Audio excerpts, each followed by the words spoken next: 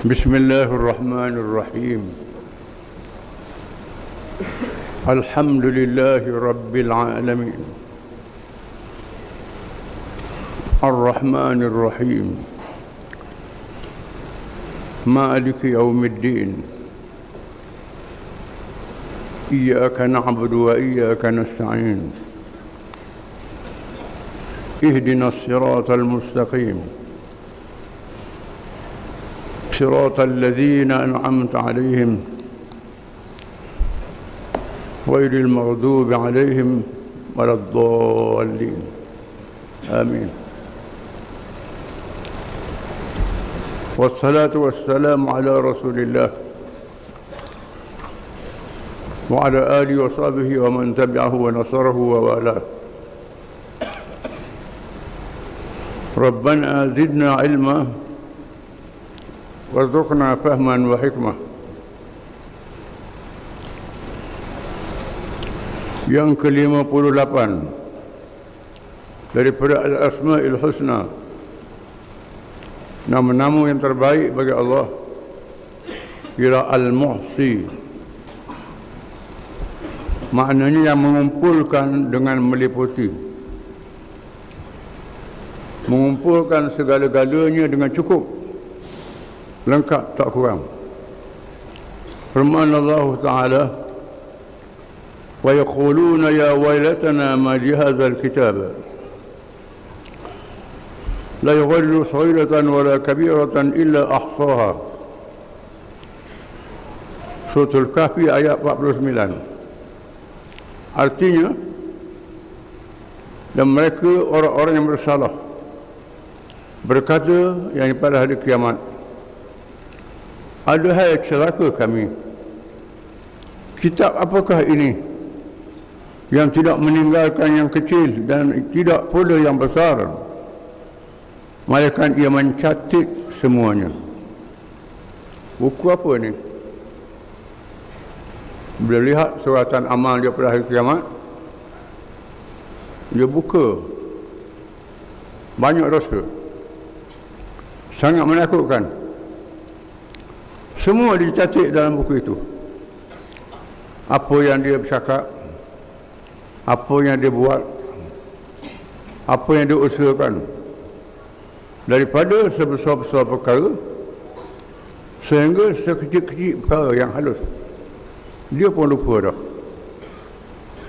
Cukup detail tulisan amal itu.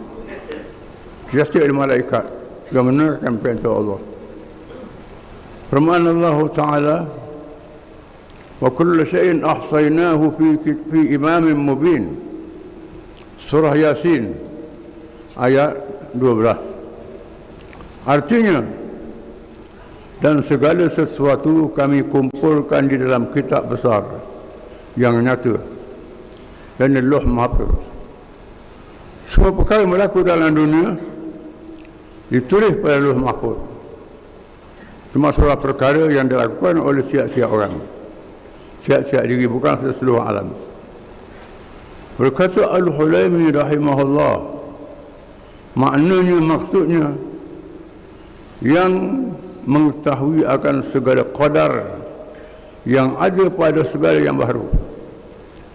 Semua qadar yang ada pada makhluk, besar dia, kecil dia, jauh dia, dekat dia, lama sekejap, ditulis.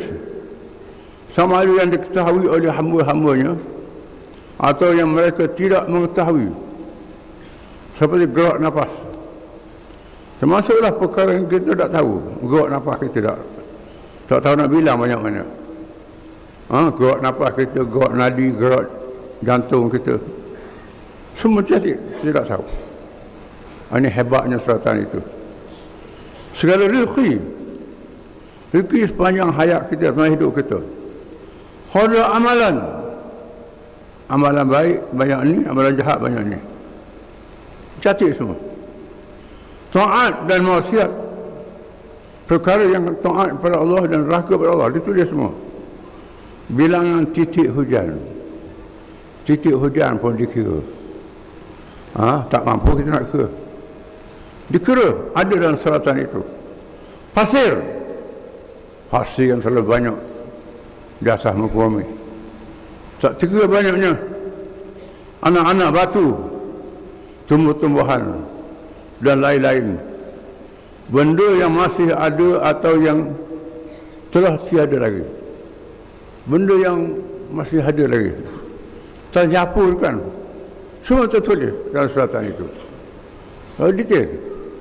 Itu dari segi perkara yang dilihat, perkara yang ada, perkara yang dibuat. Termasuklah disebut juga dalam hadis-hadis yang banyak, bahawa siapa yang selepas solat disebut subhanallah, alhamdulillah, Allahu Akbar 33 kali, dihapuskan dosa walaupun sebanyak pasir. Disebut dalam hadis. Kita buat barangnya benda ni. Pendek je. Subhanallah bihi subhanallahil azim. Dibaca 100 kali. Kalimatan khafifatan 'inda al-lisan, thaqilatan 'inda al-mizan. Dua kalimah yang ringan disebut. Subhanallah bihi subhanallahil azim. Subhanallah bihamdihi subhanallahil azim. Ringan je sebut. Berat timbangan pada hari kiamat kelak. Timbangan sangat berat. Berkata Al-Mandiri rahimahullah, kata Syekh Al-Qadir Al-Mandiri rahimahullah, maknanya yang meliputi akan tiap-tiap yang ada dengan jumlah. Berapa jumlah dia cukup? Jumlah secara borong. Dalam tafsir huraian, hingga tiada tersembunyi daripadanya semut yang kecil. Semut yang kecil tak sembunyi. Ditulis. Daripada segala semut yang kecil. Dan tiada tersembunyi juga kepadanya satu kelakuan pun daripada segala kelakuan. Apa kelakuan? Ditulis. Sangat hebat tulisan itu. Tak tahu dah bersama mana bukunya. Allah Ta'ala Maha Berkuasa. Yang ke-56, Al-Mubdi, makna yang mengadakan pada permulaan daripada tiada. Al-Mubdi, nama Tuhan juga. Makna yang mengadakan pada permulaan daripada tak ada. Yang ke-60, Al-Mu'id, yang mengadakan semula setelah tiada, binasa. Setelah tak ada, dia adakan semula. Al-Mu'id, yang mati dihidupkan semula. Mati hancur lebu, dihidupkan semula. Allah Ta'ala Maha Berkuasa. Termasuk mayat yang reput, yang hancur jadi debu, dibangkitkan semula pada hari kiamat. Allah Ta'ala tunjuk bagaimana pokok-pokok yang menghijau, rumput-rumput yang subur, mati, angus pula jadi abu, turun hujan tumbuh balik. Itu dalil yang ada di depan mata kita. Ini kuasa Allah Ta'ala. Firman Allah Ta'ala, innahu huwa yubdi'u wa yu'id, surah Al-Burud ayat 13. Artinya, dan sesungguhnya dialah yang menciptakan makhluk daripada permulaannya dan menghidupkan semula. Allah Ta'ala mengadakan makhluk, lepas itu dibinasakan dengan akhir kiamat, dihidupkan semula. Semua Allah Ta'ala yang melakukan. Berkata Abu Sulaiman rahimahullah, yang memulakan manusia itu di mana dialah yang menciptanya lalu ia mengadakannya daripada tiada. Daripada tak ada tu tiba-tiba Allah Ta'ala boleh hadirkan. Innama amru idza arada shay'an an yaqula lahu kun fayakun. Urusan Allah nak jadikan semua kata jadi benda yang tak ada. Ini kuasa Allah Ta'ala. Dan mengembalikannya hidup semula setelah dimatikan. Dikembalikan hidup semula setelah dimatikan. Diriwayatkan para ulama, tiap-tiap orang diri manusia ni di bawah tulang punggung dia, hujung tulang belakang di bawah punggung tu ada ajbul zanab. Satu tulang yang sangat halus. Halus tulang tu. Tak pecah, bakar tak hangus. Ini benih manusia. Bila Tuhan nak jadikan semula, turun hujan, tumbuh balik jasad manusia. Dimasukkan rohnya. Daripada tak ada benih. Ada benih boleh mengadakan. Hak ni ada benih dah. Tak ada langsung Tuhan boleh buat. Asal tak ada. Dia adakan, Maha berkuasa. Allah Ta'ala. Berkata Al-Mandiri rahimahullah, yang menjadikan daripada ketiadaan kepada ada, yang menjadikan sesuatu kemudian daripada ketiadaan. Mana tulislah.